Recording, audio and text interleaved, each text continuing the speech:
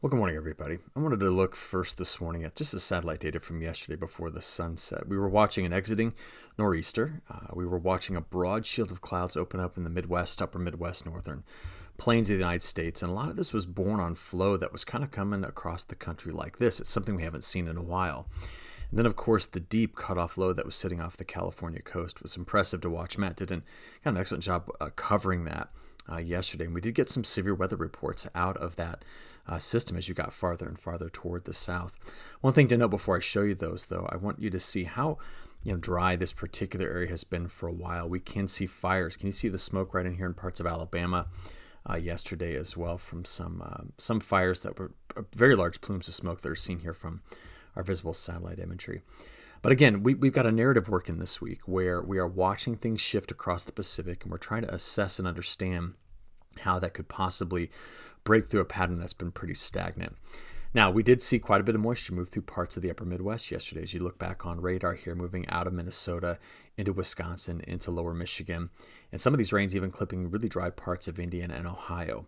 But this deep cutoff low that came through California spread quite a bit of rainfall and some snows into the Sierra Nevada yesterday, and I think we should just take a quick look at that. Some of the storms are kind of nasty. We had 15, actually up to 17 now, reports of severe wind damage yesterday, and they were all right in through here, so kind of up against the coast before the coastal range, and some of these wind reports were 60 to 70 miles an hour, so you see a few of them up here in the low 70s in Los Angeles County. So just I just want to keep an eye on this storm system. It's pretty potent, and it's going to move across the country. We're going to watch where it's going to go. But as I mentioned, a lot of California picked up some rainfall. And as Matt mentioned, we are into the new water year, especially that applies to the west more than anything. And we're going to be watching to see if we can continue to see better moisture come into the west, knowing that a lot of the western states are in some stage of drought. But that's your last 48 hours of observed precipitation from the MRMS system. All right, snowfall real quick. This is just what we've seen over the last 72 hours. And again, parts of the central and southern Sierra grabbing some snow, as did the northern Rockies here.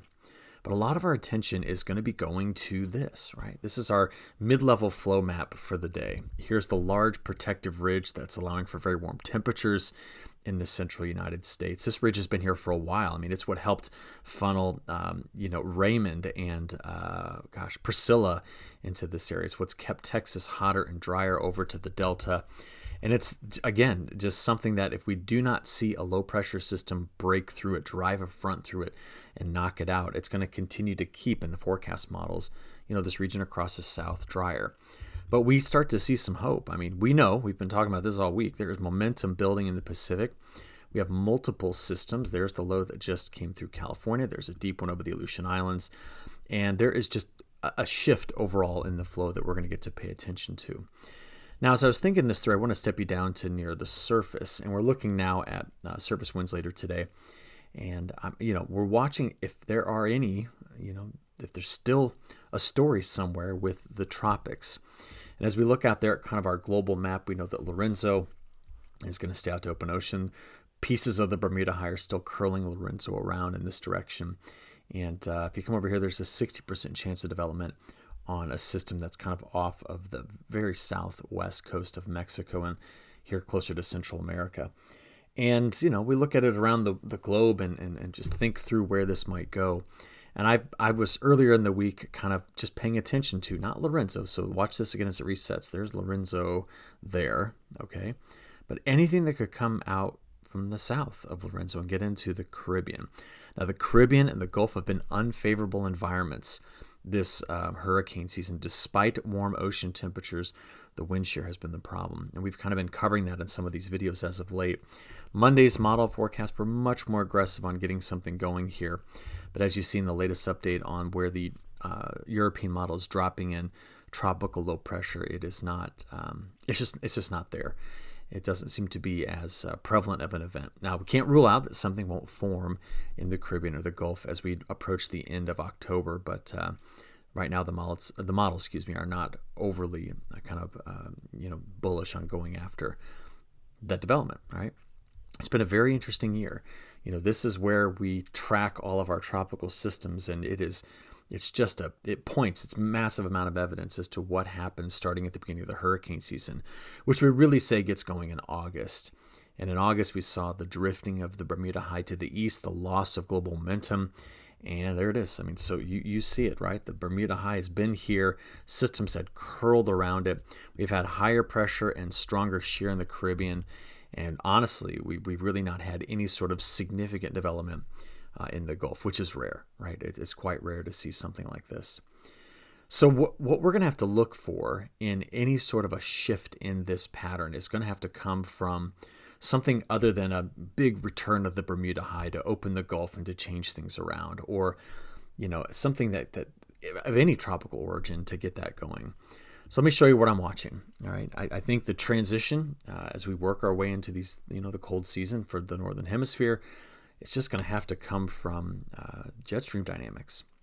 So I've got side by side the GFS on the left and the European on the right. We're looking at vorticity.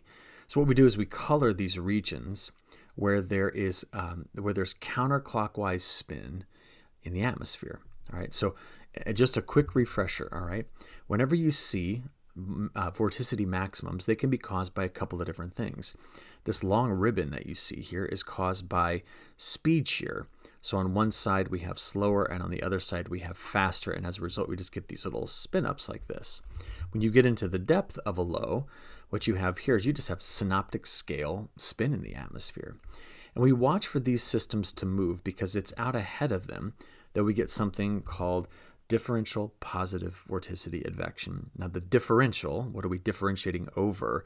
That's that we're going up in the atmosphere. We're looking for a change in the amount of spin as you go up.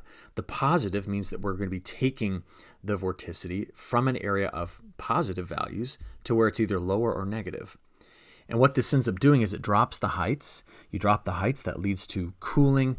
We talk about rising motion out of this, and so it's a trigger to get air to go up. That's why we're looking at these maps. And the Europeans over here on the right, and they're pretty well synced as that low moves out, and by Thursday is working its way into Wyoming and eventually into the plains. Now, out ahead of this, we are going to open up a ridge. And at this time of year, when you see a ridge opening up here, there will be southerly flow. And even without the Bermuda High, we're going to draw some moisture into this area. We're now just doing it with the jet stream, which is absent in summer. That's why you need the Bermuda High all summer, okay?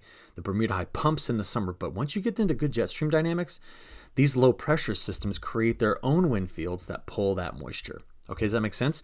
So the Bermuda High is critical from like June, July, August, and September. When you get in October, November, December, man, you can get other ways to tap into Gulf moisture. So here we are on Thursday, getting our way into Friday, and that's a vigorous low moving over the Red River Valley of the north. And as it moves to the north, I'm keeping an eye on two things, okay? One will be how this particular sector opens up on Friday to destabilize, which is going to give us our risk of severe storms. And two, I'm curious about the kicker wave, as Matt called it yesterday, that comes in behind this. I'm with this guy right here. It's in both models. I mean, they're very well aligned. I mean, look, there's this. We can even see the little wave moving through here. And there's the primary wave we just talked about. So through, Saturday morning, they're all looking pretty good here. Now, this wave that comes in on the backside brings in the cold air. And as it does so, you can see that by the time we get into Saturday night, you're expecting to have your best rising motion out ahead of these waves, right? And so this is digging in with cold, dry air. That's going to help produce the front. That's going to initiate the jump in the atmosphere to force air to rise. And that's what we're keeping an eye out on later this week into the weekend for the risk of severe storms in that area. And because of how dynamically forced this is, in other words, there's strong fronts, there's strong contrast in moisture and temperature, and the upper levels clearly have enough speed to create these kind of vorticity maximums. Hey, we're talking about something that's going to produce a strong wind field throughout the entirety of the atmosphere. So that's going to be another piece to this. Now, I'm so focused on this one thing because I'm in here. This is where I live, right? That's one part of it. And the second part of it is we need a lot of moisture in this area. We have had no access to the Gulf moisture because the Bermuda High has been gone since late summer. Now, there's another thing we're watching here. After that comes through, is the west slowing down? No. There's another system here. There's a cutoff low way off the California coast. It is in both models. This system that leads, watch it go through the Ohio Valley and then turn itself into the northeast, which means this is going to be a vigorous system to get there while we start to see some separation in the models out there by next Monday. Notice the wave here moving through Wyoming, out of Idaho, and into Montana. The GFS is slower in the progression. It's more linked with the low to the south. And that means that these two models are going to diverge pretty significantly, even just after 5 or 6 days in the forecast. But this is what we're studying when we're trying to figure this out. And the Storm Prediction Center, as we've been monitoring all week, has got this area on Saturday that we need to be aware of that could have enough destabilization in the atmosphere to kick off severe storms. And Andrew and I were talking about this yesterday. Andrew, Matt, and I were. And I'll be honest, this is not ignorable. We're not seeing this as some sort of artifact in the model that says, better toss out a 15% chance just in case something happens. No, there's real reason for this to be here, and we need to just chat about it. So one of the most important factors in determining severe thunderstorm development, and again, we're focused in on this area here, is the low level, about a mile above our head, wind speed in its direction. It can create something called a low-level jet. And so here we are by Thursday into Friday, and working our way into Saturday. What we're going to watch is right here. So by midday Saturday, that little region, which is ahead of the trough, so the trough is coming in like this. This is the kicker wave on the backside. There are going to be winds here 40, 50 miles an hour at about a mile above our heads.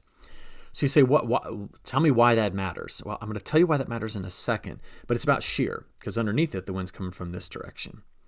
And so what that will allow the atmosphere to do is to take any convection or thunderstorm, and as it rises, it encounters winds of different directions. And that change in direction can often lead to those storms, one, separating their main updraft from their downdraft, which allows them to live. They tend to jump off the boundary.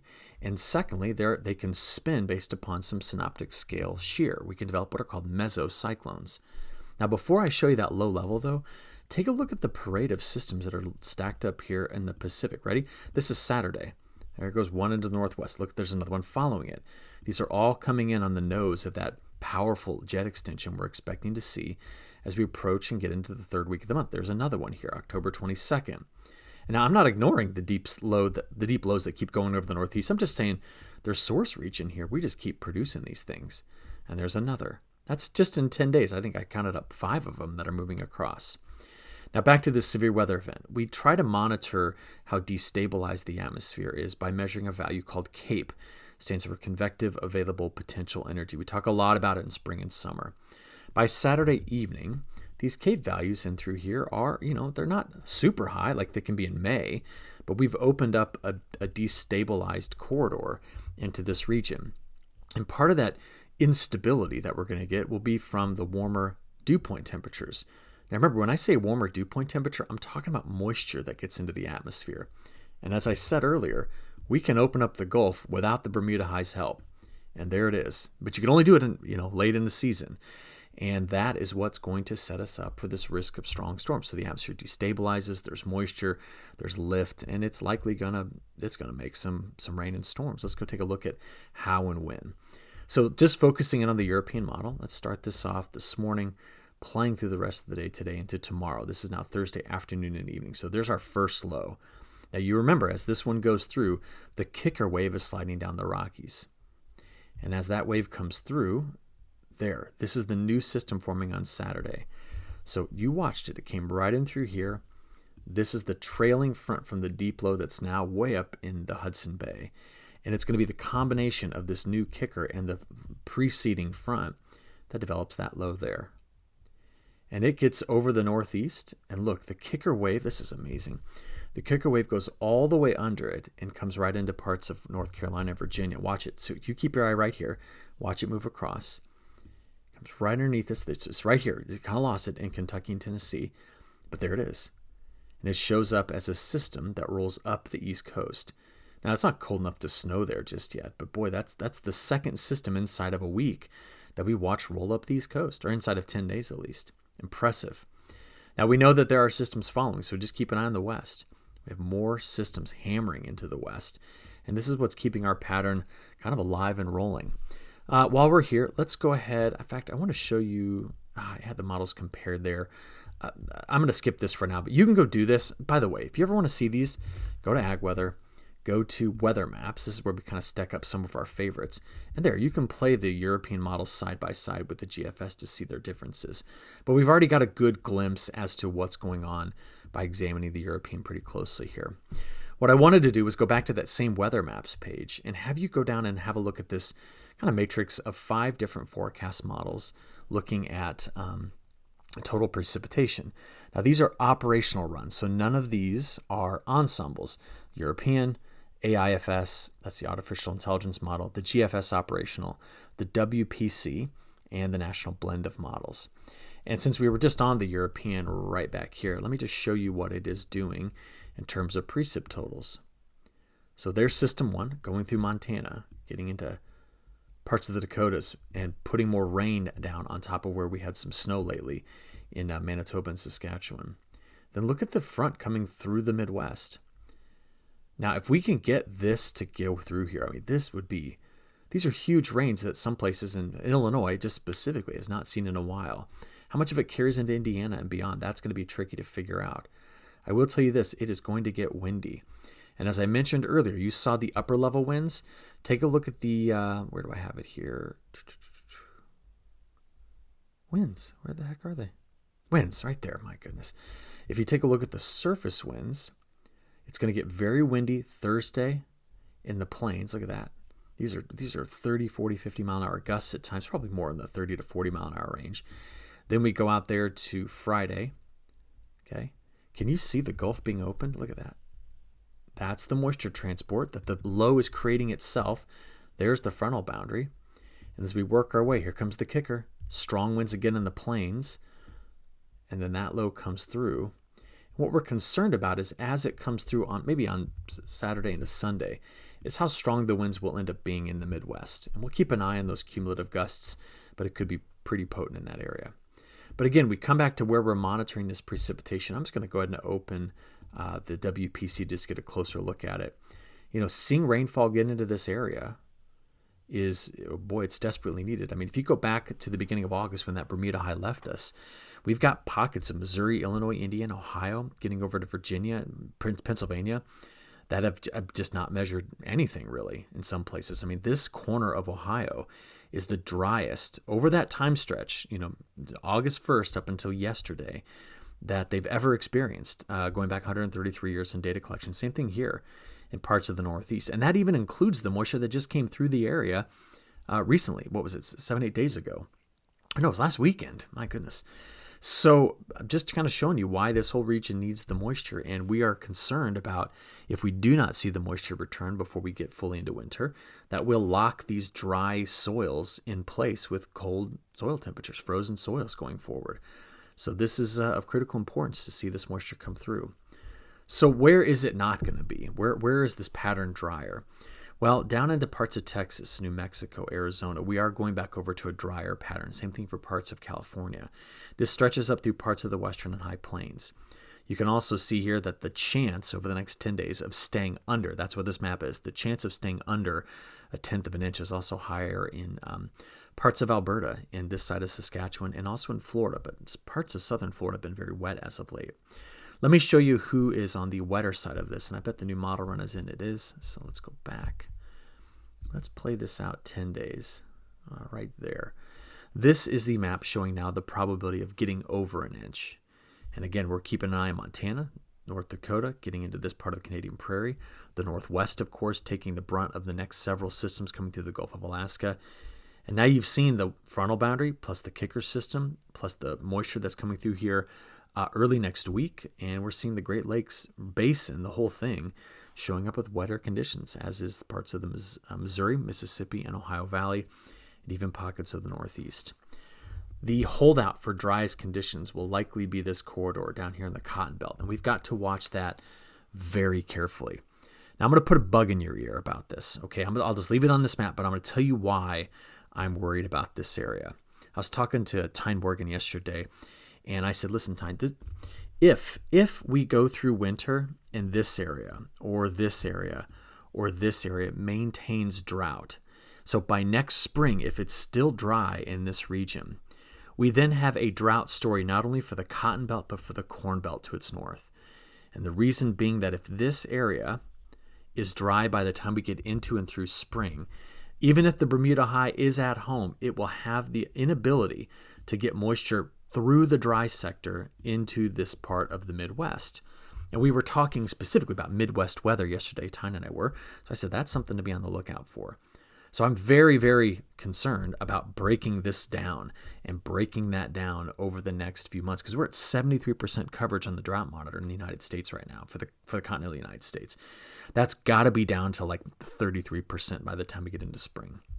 Okay, what is the jet stream doing? Is it going to help with that narrative? Well, we've been talking about this, Matt and I, for a while. And Andrew is keyed into these as well, because we are curious when and how these could get right across the mountains and then invigorate huge systems here. Now, in the near term, we look out there at week 2. So this is starting on October 22nd.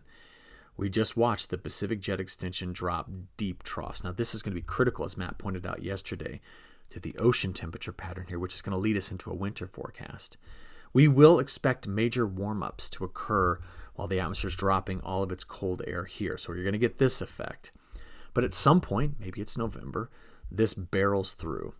The models right now for week 2, if you just kind of have a close look here, yeah, they're mostly predicting we're going to go through a little bit of a drier week, although the AI model has a system, but drier, not dry, but drier week 2. But watch how the Northwest is getting loaded with flow. It is coming back. And this is that cadence we're going to start to find ourselves in, where the Pacific jet stream is delivering systems. That's the thinking. Now, I want to show it to you purely out at week 2, because we got 2 narratives to stitch together. Do take note that in week 2, the European model is kicking up above average precipitation in the Caribbean. I think this is due to that system coming through here. But that is your jet extension finally reaching the west coast of North America, and it will change things up for the beginning of November here. All right, that's the thinking. Same thing for the East Coast as well. All right.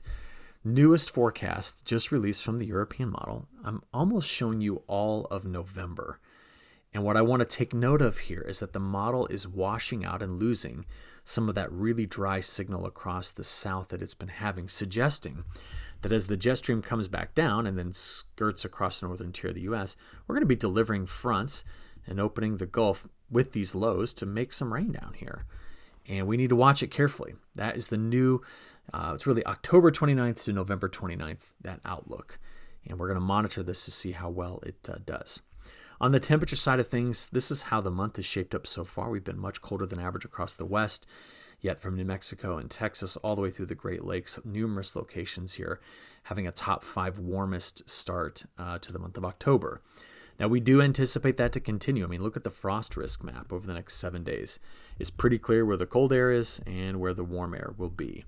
If you have a look at the actual high temperatures, there's today, so certainly a perfect example of that. But I mean, up around Lincoln, 82, 80 in Omaha. We're going to see the temperatures tomorrow in the center of Iowa get up into look at these colors. We're way up here, 20 plus degrees warmer than normal in the low 80s. That is Thursday. Friday, this translates farther to the east. Saturday, that's the open severe corridor right in through here. And here comes your front on the back side.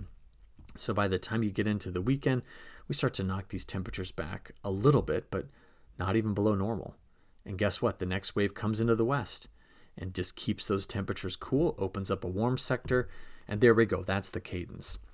Now, the European the European ensemble keeps that pattern around for a while. That's the next 5 days. This is day 5 through 10. Little bit of cooler air behind the systems. That's what you're seeing here.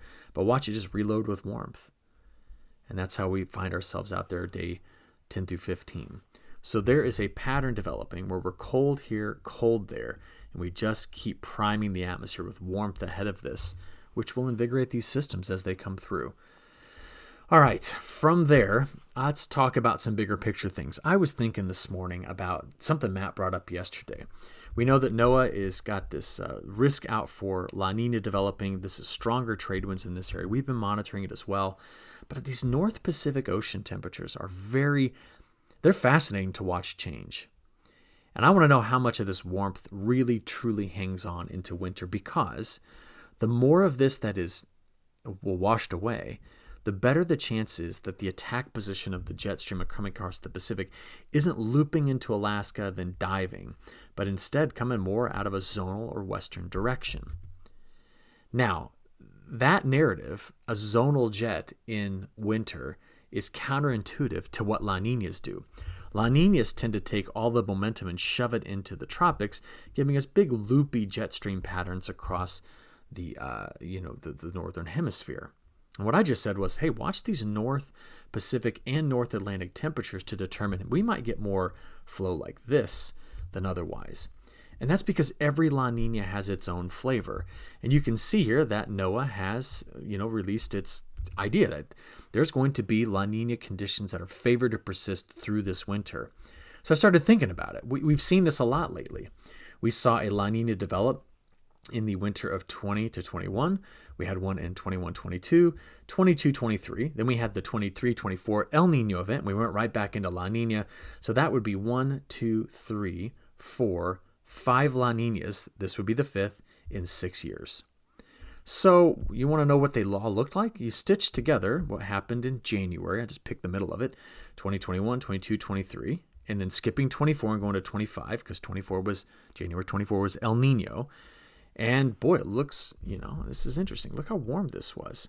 I don't know if that's all going to be there, that warm going into the heart of winter. It may back off a bit.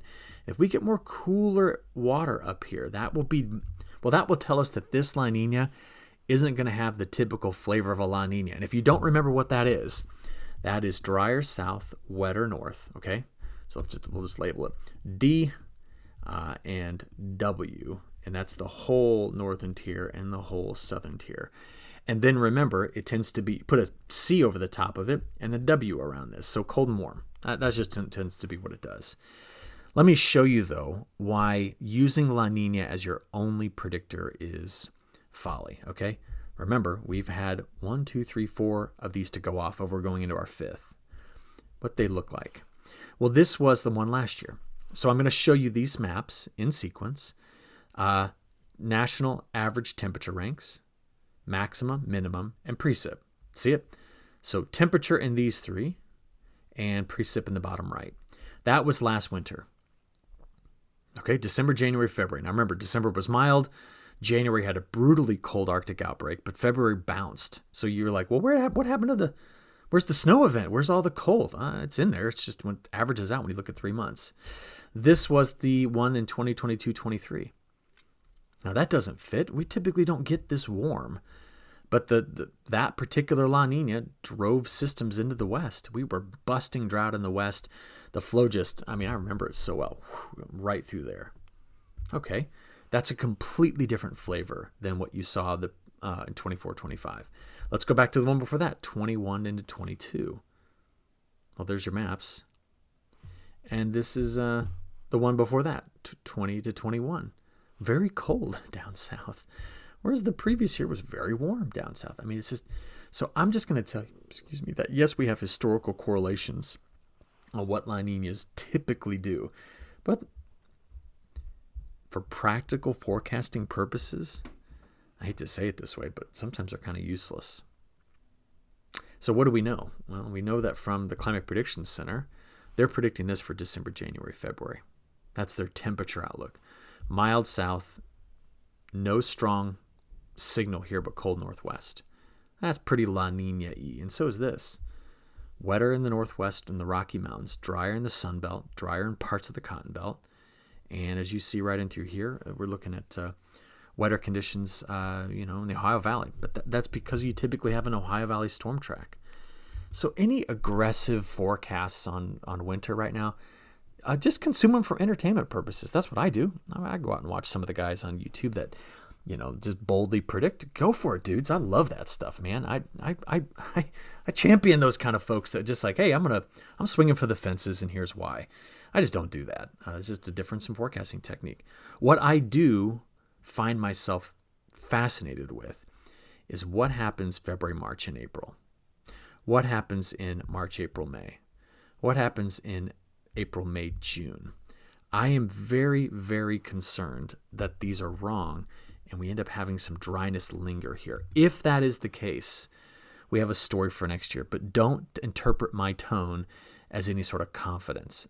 That's 7 months away before we even get into the start of that. And I just want to keep an eye on it. That's all, okay? All right, last thing to talk about South America. I want to be clear on something.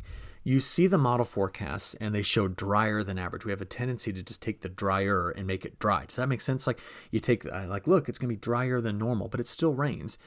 We can't just interpret it as bone dry. But there's been moisture in through this area. Okay, so it's not the full onset of the monsoon, but there is moisture in the last 7 days. Now you look at the models, and there's your next 7 days from the European model. There's the next 10. We start to see some dryness building back in here. Now, I want to be clear. This is just some dryness. It's not dry. It's not bone dry. And the GFS is doing something similar. There's the next 7 days. There's the next 10. And here's day 8 through 14. But if I take you out to all of it, you've noticed how much drier the GFS is than the European. Now, when I make these maps, I'm comparing them. I'm comparing the precipitation output from the average European ensemble. So I take all 51 members I have access to. I average them. And then I compare them to the historical past. I use the ERA 5 data set. And you can see that over the next 2 weeks, it's drier here. And the GFS is done the same way. It's also drier. But there's still rain. You see, the ensemble average is still bringing in moisture. And over the next 7 days, I mean, there's pretty widespread. Well, 25 millimeters is an inch. So just understand there is moisture.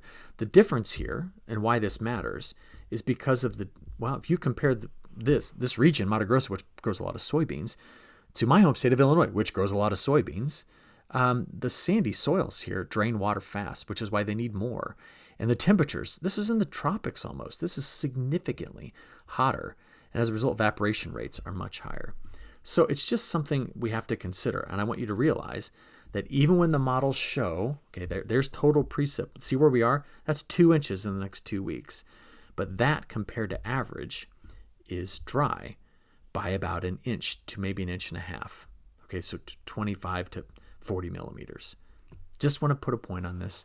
What's important to understand is that through the month of October, they're planting crops rapidly, and we just need to see where they end up by the time we get into November. But there's always issues as you try to plant a crop. We have it in the States. We're going to have it in South America. We have it around the world. All right, that's it for today. You all have a good rest of your day. Matt will pick it up tomorrow, and we'll just catch up on the severe weather event and see how things shape up. So talk to you soon. Thanks.